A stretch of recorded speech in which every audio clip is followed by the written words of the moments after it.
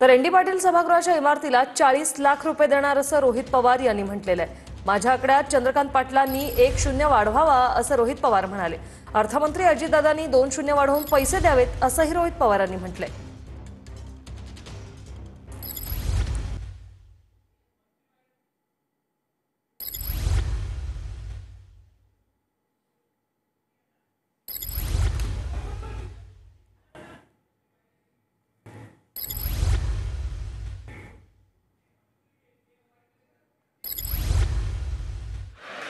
राज्याची तिजोरीची चावी कोणाकडे? मग चंद्रकांत दादा जर 1-0 वाढवत असतील माझ्या आकड्यामध्ये, तर 2-0 कुणी वाढवले पाहिजे?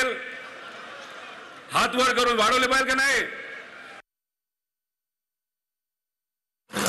40 लाख दिल्यानंतर ते म्हणाले की 1-0 मी जोडाव।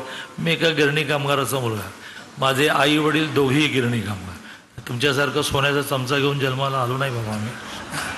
माझ्या वडिलांना पहिला पगार महिन्याला 10 रुपये, रिटायरमेंटच्या वेळेला महिन्याला 1400 रुपये। आणि त्यामुळे मी अशी घोषणा करत नाही,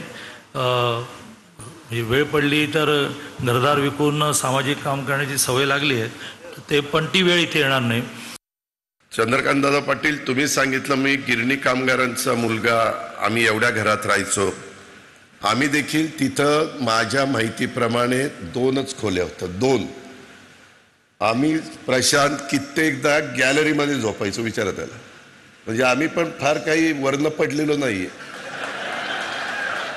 नाही सांगतोय की आम्ही पण काही तोंडात काय सोन्याचा चमचा घेऊन जन्माला आलेलो नाहीये।